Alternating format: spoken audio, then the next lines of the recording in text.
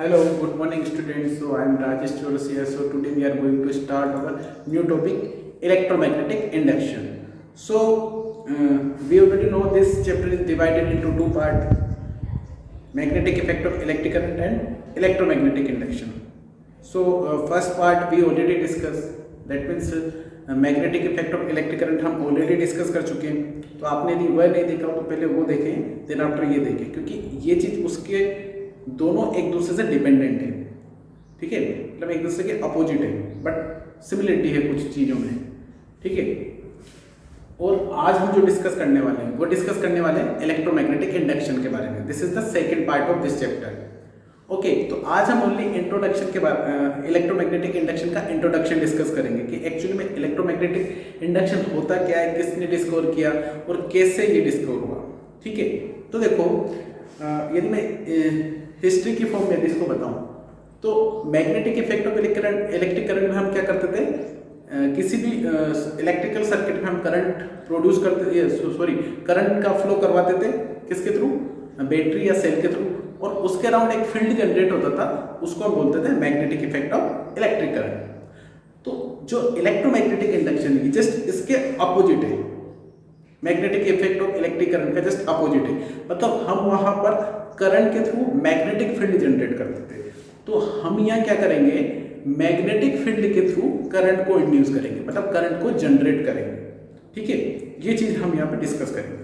तो यदि मैं बात करूँ, देखो magnetic effect of electric current को डिस्कवर किया था एस.सी. ऑस्टेड ने. तो और इलेक्ट्रोमैग्नेटिक इंडक्शन ये डिस्कवर किया था माइकल फेराडे ने. तो देखो हुआ क्या कि जब एस.सी. ऑस्टेड ने magnetic effect of electric current को डिस्कवर किया तो उनके इस डिस्कवरी से माइकल फेराडे बहुत ज़्यादा प्रभावित थे. तो उन्होंने सोचा कि यार जब हम करंट के थ्रू मैग्नेटिक फील्ड जनरेट कर सकते हैं तो क्यों ना मैग्नेटिक फील्ड के थ्रू हम करंट भी जनरेट कर सकते हैं. तो उन्होंने इसके ऊपर एक्सपेरिमेंट किए. ठीक है, फिर उन्होंने कुछ कंक्लूजन निकाले, उन्होंने बहुत सारे चीज़ें इसमें देखी, बहुत सारे चेंजेस इसमें देखे कि क्या कैसे क्या करने पर क्या हो रहा है. वो सारी चीज़ें आज हम डिस्कस करने वाले हैं. तो माइकल फेराडे ने मतलब जो magnetic effect of electric current जो कि एस.सी. ऑस्टेड ने डिस्कवर किया था उससे प्रभावित होकर ये चीज़ें या इलेक्ट्रोमैग्नेटिक इंडक्शन को इंड्यूस किया या डिस्कवर किया. तो देखो हमने अब सबसे पहले इसमें बात करूं इलेक्ट्रोमैग्नेटिक इंडक्शन क्या होता है. तो इलेक्ट्रोमैग्नेटिक इंडक्शन क्या होता है कि मतलब कोई भी मान लो कोई है, जैसे कोई क्या होती है, ये हमारे पास ये कोई है, ये हमारे पास एक कोई है. ठीक है, अब ये मैंने गैल्वेनोमीटर लगा दिया. अब गैल्वेनोमीटर मैं वापस एक बार और बता देता हूँ कि होता क्या है. तो गैल्वेनोमीटर एक डिवाइस होता है जो कि क्या करता है करंट को मेजर करता है. तो अमीटर और अमीटर भी क्या करता है, करंट को मेजर करता है. बट गैल्वेनोमीटर और करंट अमीटर में क्या डिफरेंस होता है कि जो गैल्वेनोमीटर होता है वो माइनर करंट को भी मेजर कर लेता है और साथ में डायरेक्शन भी बताता है. जैसे कि ये जो नीडल्स दे रखी है ना, ये करंट की डायरेक्शन को बताती है. जैसे मान लो करंट इधर जा रहा है तो ये इधर चली जाएगी नीडल, और इधर जा रहा होगा तो इधर चली जाएगी.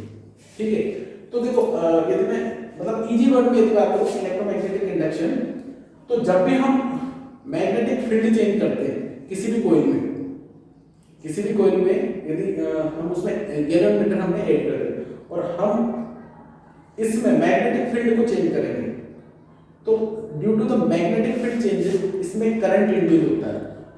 और करंट क्यों इंड्यूस हो रहा है, क्योंकि इसमें एक्चुअली में क्या इंड्यूस हो रहा है, ईएमएफ, इलेक्ट्रोमोटिव फोर्स, या ईएमएफ की फुल फॉर्म क्या होती है, ईएमएफ मतलब इलेक्ट्रोमोटिव फोर्स, या इसको हम क्या भी बोलते हैं, पोटेंशियल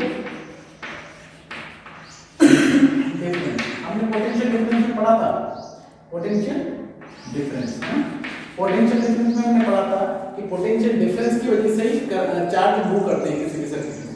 तो जब हमने मैग्नेटिक, जैसे कि मान लो मैं यहाँ पे मैंने एक बार मैग्नेट ली तो नॉर्थ उसका होता है, तो मैं जब इसको मूव कराऊंगा तो इसमें क्या होता है, इलेक्ट्रोमोटिव फोर्स या ईएमएफ, या मैं बात करूँ इलेक्ट्रिकल पोटेंशियल या पोटेंशियल डिफरेंस इसके अंदर क्या होता है, जनरेट होता है, और उसकी वजह से क्या होता है, इसमें करंट इंड्यूस होता है, और यही फिनोमिना क्या कहलाता है, इलेक्ट्रोमैग्नेटिक इंडक्शन।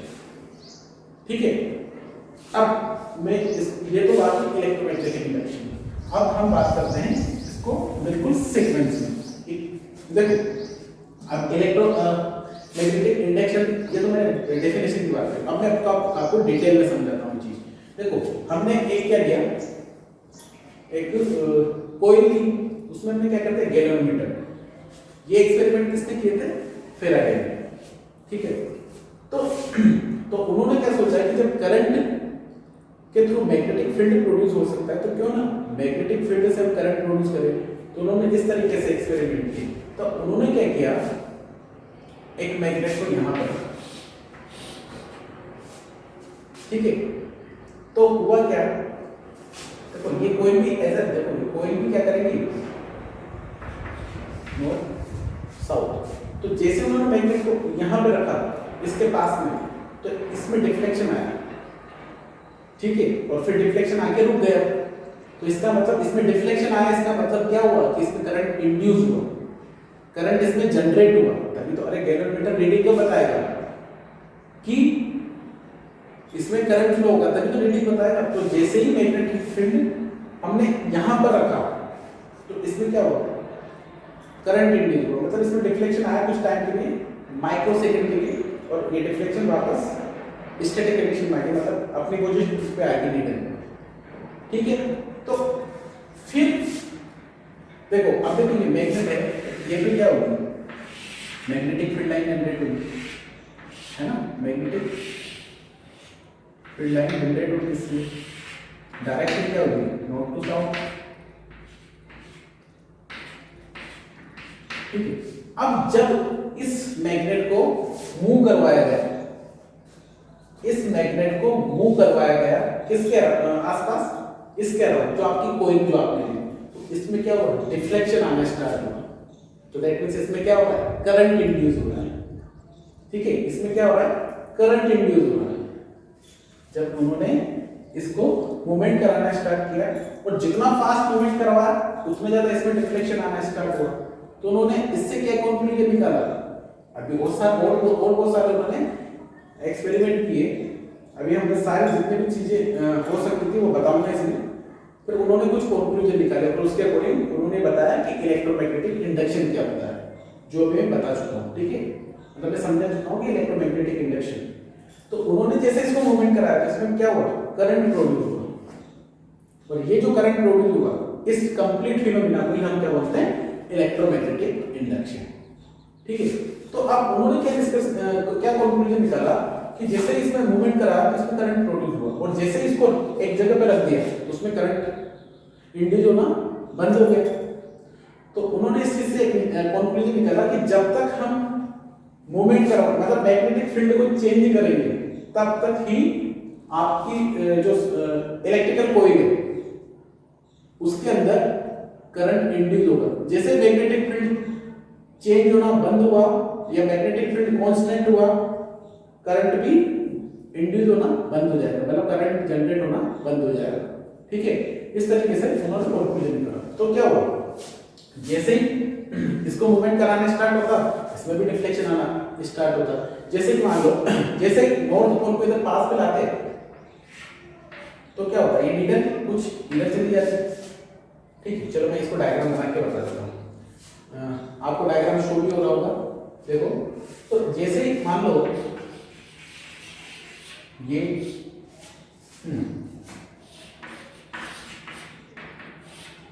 तो जैसे ये मैग्नेट के नॉर्थ पोल को पास लाया जाता है, तो नीडल कुछ इस तरीके से डिफ्लेक्ट हो जाती है। गैल्वेनोमीटर, ये हमारा क्या है, गैल्वेनोमीटर, ये कोयल, ये हमारी कोयल है। ठीक है ना, कोयल वाला सर्किट है। ठीक है, तो इसके अंदर क्या डिफ्लेक्शन हुआ, तो ये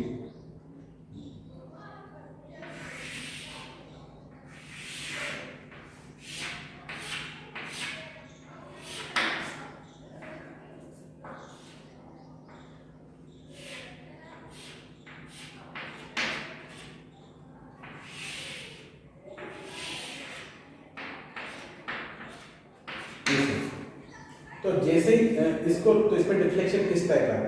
अब जैसे ही हम इसको लेट अस कंसीडर मैग्नेट को उधर ले लेंगे, तो इसमें अब डिफ्लेक्शन क्या होगा, गैल्वेनोमीटर में डिफ्लेक्शन चेंज होगी। तो क्या होगा डिफ्लेक्शन, इस लाइन पे नीडल का, ठीक है। जैसे ही मैग्नेट को इधर ले दूर, जैसे ही मैग्नेट को हम अपना नॉर्थ पोल हम किसकी तरफ लाए, कोइल की तरफ, ठीक है। तो क्या हुआ, डिफ्लेक्शन नॉर्थ पोल की तरफ हुआ, ऐसे किसका, गैल्वेनोमीटर में नीडल का। तो अब नीडल डिफ्लेक्ट हो रही है, इसका मतलब इसमें करंट इंड्यूस हो रहा है, और जैसे ही उधर लेंगे तो करंट की डायरेक्शन चेंज हो गई।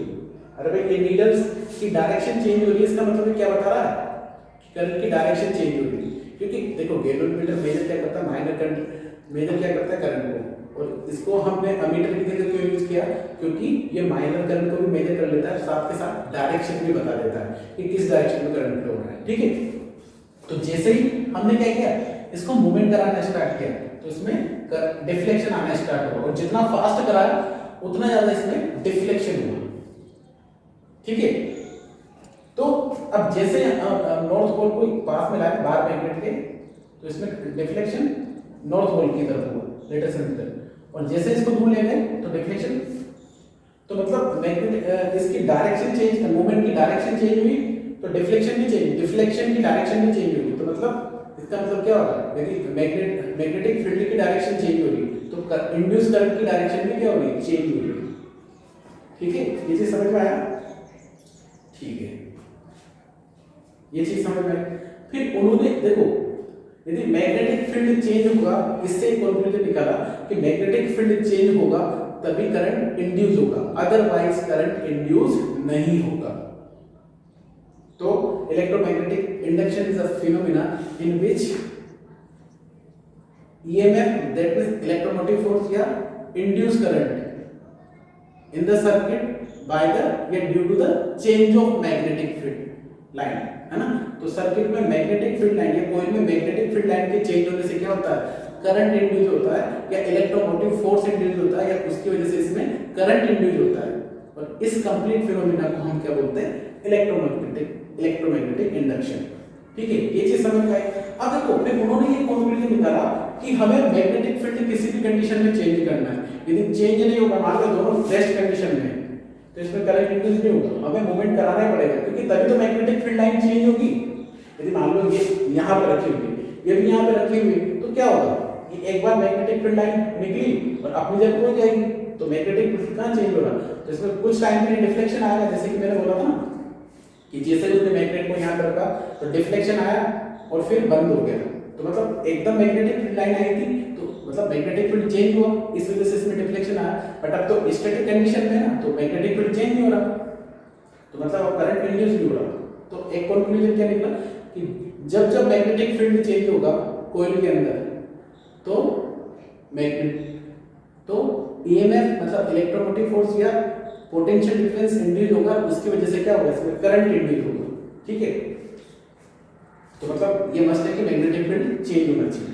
अब देखो इस कंडीशन में या तो क्या होगा, देखो हम या तो मैग्नेट को मूव कराएं, या फिर दोनों को मूव कराएं, या फिर कोइल को मूव कराएं, तीनों कंडीशन में क्या हो रहा है, मैग्नेटिक फील्ड चेंज हो रहा है। जैसे कि मान लो फर्स्ट कंडीशन में मैंने मैग्नेट को मूव करा, मूव मैग्नेट, है ना, लेट अस कंसीडर, समझना।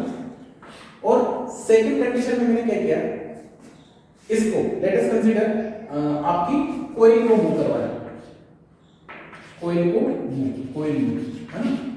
और थर्ड कंडीशन में मैंने दोनों को मूवमेंट कराया, let us consider both are move. तो तीनों कंडीशन में क्या होगा, करंट इंड्यूस होगा, क्योंकि देखो यदि मैं मैग्नेट को मूव कराऊंगा तो इसमें क्या होगा, मैग्नेटिक फील्ड लाइन ऐसे, है ना, ऐसे मैग्नेटिक फील्ड लाइन बाहर आएगी, अंदर आएगी, बाहर आएगी, अंदर आएगी, मतलब इसका मतलब क्या हो रहा है, magnetic field line inside outside हो रही है, तो इसका मतलब क्या हो रहा है, इसका मतलब क्या हो रहा है कि इसमें करंट इंड्यूस हो रहा है, मतलब मैग्नेटिक फील्ड इंड्यूस हो रहा रहा है, मैग्नेटिक फील्ड इंड्यूस होने से इसमें करंट इंड्यूस होगा। अब देखो, अब मैंने ओनली कॉइल को मूव करा, ये मैग्नेट अपनी पोजीशन पे ही है, अब मैं क्या कर रहा हूँ, इस कॉइल को ऐसे मूवमेंट कर रहा हूँ, तो तब भी तो मैग्नेटिक फील्ड चेंज होगा ना, तो तब भी इसमें क्या हुआ, करंट इंड्यूस हुआ। लेट अस कंसीडर, है ना, सब चीजें अभी भूल जाना। अब मैंने क्या किया, अब दोनों को मूवमेंट करा रहा हूं मैं ऐसे, ठीक है।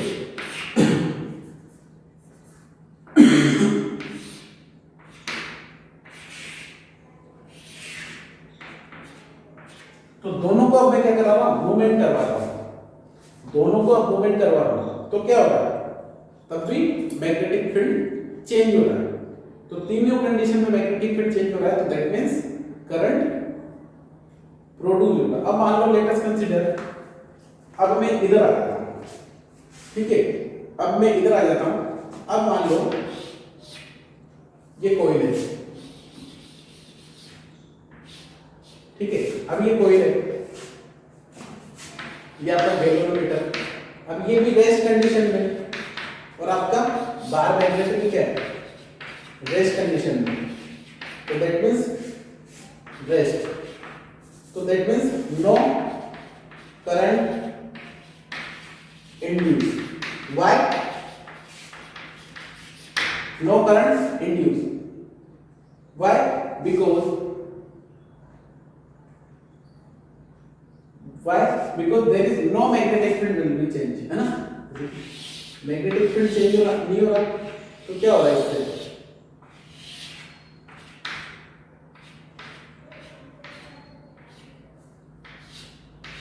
फिर अब एक चीज ध्यान रखना, ये इंटरसेक्ट नहीं करेगी मैग्नेटिक फील्ड लाइन, ये मैं बता चुका हूं क्यों नहीं करेगी, क्योंकि है ना, तो मैग्नेटिक फील्ड लाइन को आपको इंटरसेक्ट नहीं कराना है, तो नो करंट इंड्यूस, क्योंकि there is no magnetic field will be change, क्योंकि मैग्नेटिक फील्ड चेंज नहीं होगा तो करंट भी इंड्यूस नहीं होगा, साफ है, ठीक है। तो हमें करंट सर्किट में करंट इंड्यूस के लिए हमें क्या चाहिए, मैग्नेटिक फील्ड हमें चेंज करना मस्ट, हमें मैग्नेटिक फील्ड को चेंज करना ही पड़ेगा। तो ठीक है, इस तरीके से करंट इंड्यूस होता है किसमें, सर्किट में, जब भी मैग्नेटिक फील्ड चेंज होगा तो उसमें करंट इंड्यूस होगा, यदि मैग्नेटिक फील्ड चेंज नहीं हो रहा तो दैट मींस करंट इंड्यूस नहीं होगा। Clear, okay. तो आपको आपके इसमें भी डेफिनेशन वगैरह दिख रही होगी, तो इसमें से आप डेफिनेशन को लिख लेना, और ये जो मैंने ये एक्टिविटीज करवाई थी इनको भी अच्छी तरीके से लिख लेना, ठीक है। जो मैंने पहले करवाया था उसको अलग लिखना है, और ये बाद में जो ये पोजीशन बताई इसको अलग लिखना है, ठीक है ना, वो समझ गए क्या। तो अब देखो, अब एक और एक्टिविटी करते हैं इसके लिए, एक एक्टिविटी, अब मैं इसको रफ कर देता हूँ, ठीक है। तो इसको पॉज करके आप एक बार ये लिख लेंगे।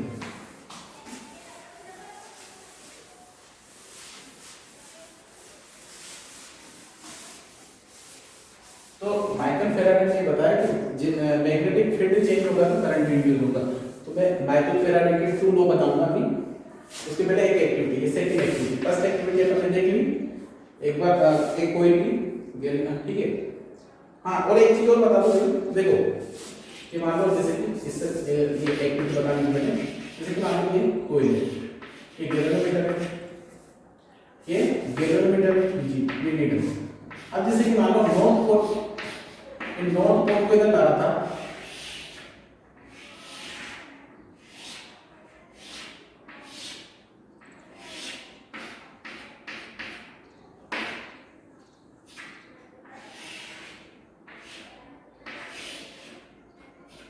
देखो नॉर्थ पोल को मैं इधर ला रहा था, इसमें डिफ्लेक्शन किधर हो रहा था, इधर।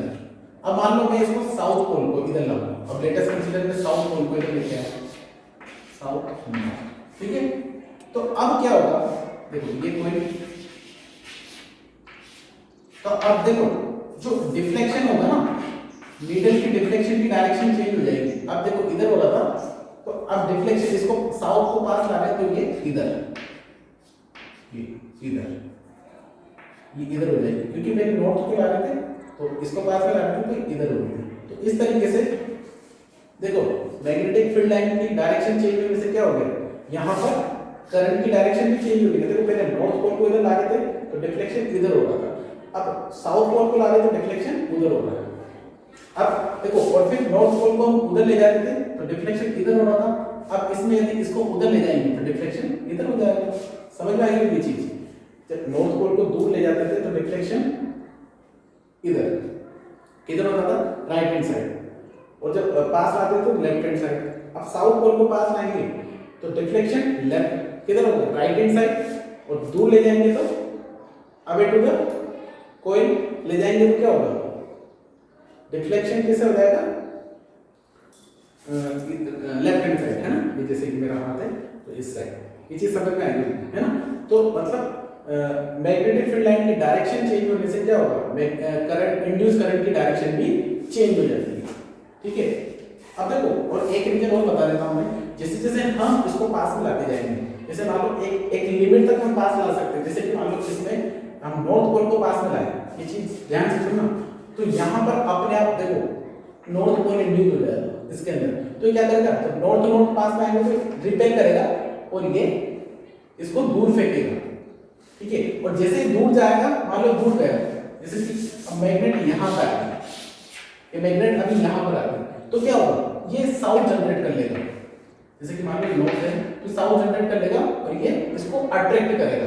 तो जैसे जैसे मान लो ये मैग्नेट, समझना, ये हमारी कोइल है और ये मैग्नेट है, ये मैग्नेट ये कोइल, तो जैसे अब ये मान लो ये नॉर्थ पोल है, ये आपका ये नॉर्थ पोल, ये नॉर्थ और ये साउथ, नॉर्थ और साउथ दिख रहा है।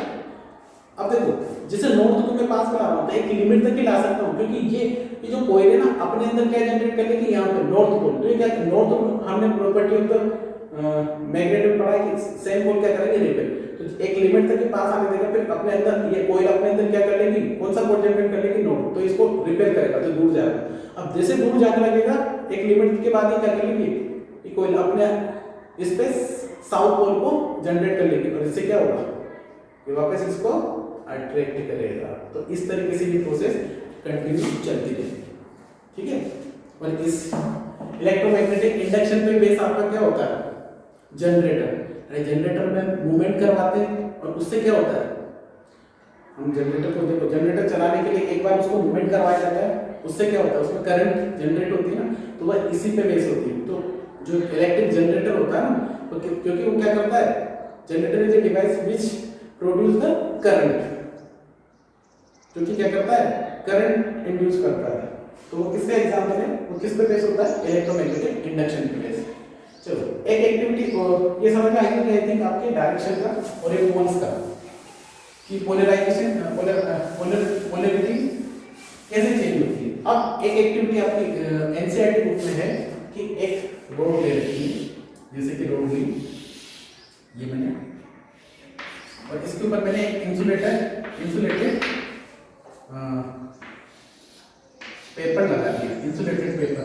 अब जैसे कि मान लो और इसके ऊपर मैंने एक कॉपर वायर लिया और इसको लगाया, इसमें क्या कर दिया, एक बैटरी लगा,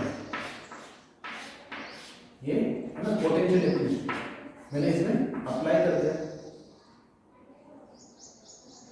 ठीक है, एक पोटेंशियल डिफरेंस मैंने इसमें लगा दिया। अब एक सेकंड, ये मान लो इसमें 100, जो मैंने टर्न किए ना ये 100 टर्न है ना, नंबर ऑफ साइकिल 100 टर्न है ना इसमें, और इसमें एक मैंने ये 50 टर्न, और इसको मैंने 50 टर्न, ठीक है। और इसमें मैंने क्या किया,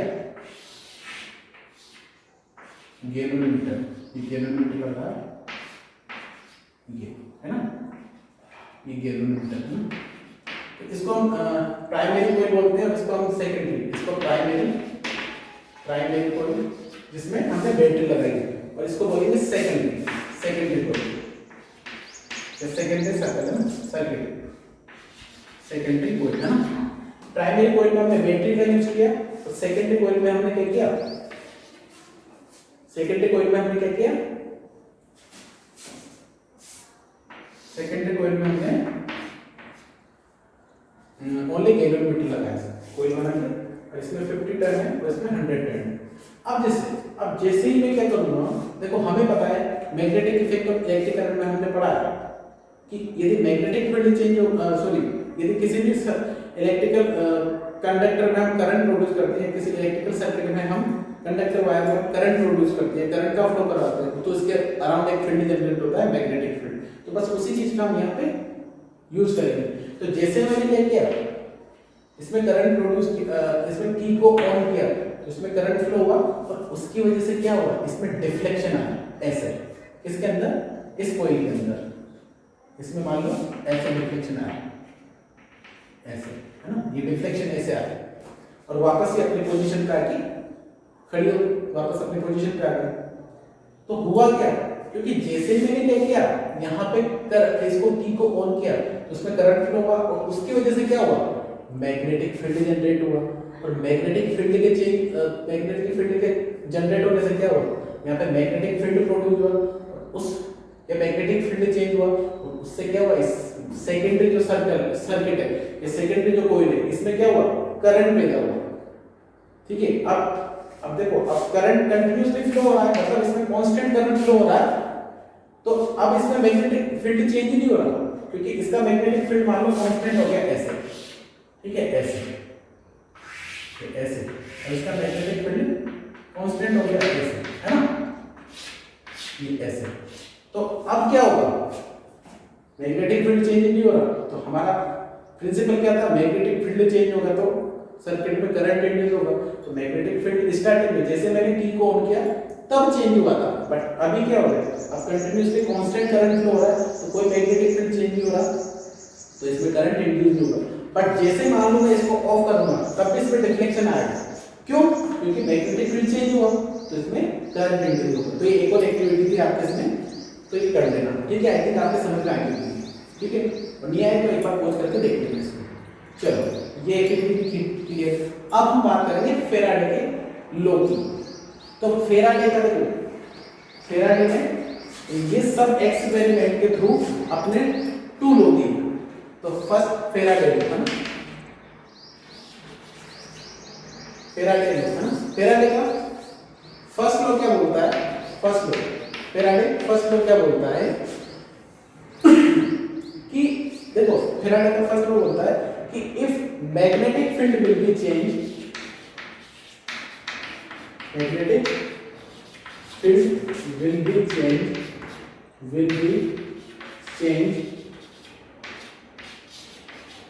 then magnetic field will be changed, then current या EMF मतलब इलेक्ट्रोमोटिव फोर्स, EMF और, है ना, ऐसे करना, EMF और current will be induced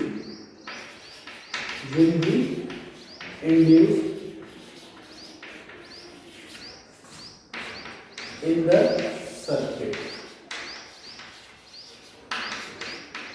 तो इन्होंने क्या बताया कि magnetic field will be change, then EMF और current will be induced in the circuit. ठीक है, आपके तो मैग्नेटिक फील्ड चेंज होगा यदि किसी भी सर्किट में, तो उस सर्किट में क्या होगा, करंट इंड्यूस होगा। ठीक है, और सेकंड कॉन्टिन्यूटी उन्होंने या सेकंड लॉ उन्होंने क्या दिया कि जितनी ज्यादा मैग्नेटिक फील्ड लाइन चेंज होगी उतना ही क्या होगा, जितनी ज्यादा मैग्नेटिक फील्ड लाइन चेंज होगी उतना ही ज्यादा करंट इंड्यूस होगा, या जितना मैग्नेटिक फील्ड लाइन की वजह से जितना ज्यादा मैग्नेटिक फील्ड चेंज होगा उतना ज्यादा करंट इंड्यूस होगा। तो मोर, मतलब मैं शॉर्ट में निकाला हूं, उसको आप अपनी लैंग्वेज में लिख लेना, more magnetic field line will be changed, then more EMF and then more current, है ना, समझ रहे हैं? तो जितनी ज्यादा मैग्नेटिक फील्ड लाइन होगी उतना ज्यादा EMF, और EMF की वजह से क्या होगा, करंट इंड्यूस होगा। कभी भी अकेला करंट मत लिखना, क्योंकि पोटेंशियल डिफरेंस की वजह से क्या होता है, करंट इंड्यूस होता है। तो ये फर्स्ट कि मैग्नेटिक फील्ड चेंज होगा तो करंट इंड्यूस होगा, और जितना ज्यादा मैग्नेटिक फील्ड चेंज होगा, जितनी ज्यादा मैग्नेटिक फील्ड लाइन चेंज होगी या magnitude of magnetic field line जितनी ज्यादा चेंज होगी उतना ज्यादा करंट इंड्यूस होगा, उतना ज्यादा ईएमएफ इलेक्ट्रोमोटिव फोर्स इंड्यूस होगा, उसकी वजह से उतना ज्यादा करंट इंड्यूस होगा। तो ये पूरा आज का था हमारा इंट्रोडक्शन ऑफ इलेक्ट्रोमैग्नेटिक इंडक्शन। ठीक है, तो आई थिंक आपको ये चीज क्लियर हुई होगी। Okay, thank you for watching.